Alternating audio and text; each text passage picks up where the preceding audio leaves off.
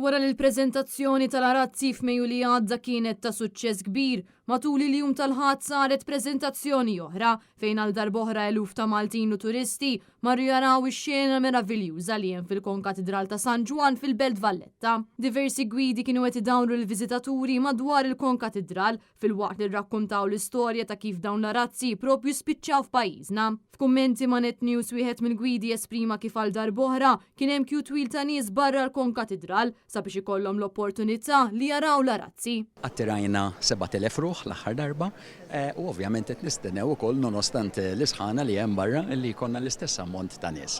Ovvjament it is 1 in a million kif jgħidu bl-Ingliż illi naraw l-arazzi li huma imdendlin għandna xorti illi ġew irrestawrati ovvjament u għandna xorti li qed narawhom hawnhekk imdendlin u għandna l-possibilità li nistgħu narawhom għax dawn l-arazzi soltu anke minn żmien il-kavallieri daw kienu jitwaħlu hawnhekk f'Corpus Christi fit-8 ta' Ġunju u mbagħad ineħħuhom f'St. John the Baptist fl-24 ta' Ġunju.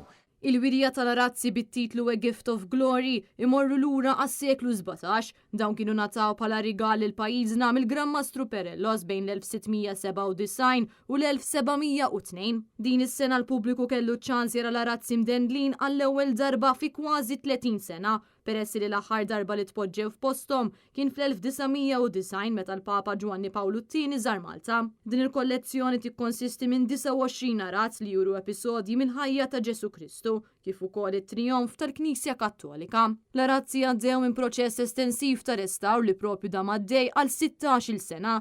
Dan is-set ta' arazzi kapolavar tal-arti barokka huwa l-ikbar set fid-dinja b'kobor ta' 730 metru kwadru u btul ta' 120 metru. Is-set tal-arazzi se jibqa' sebit fil-Konkatedral ta' San Ġwan fil-Belt Valletta sal-24 ta' Ġunju li ġej.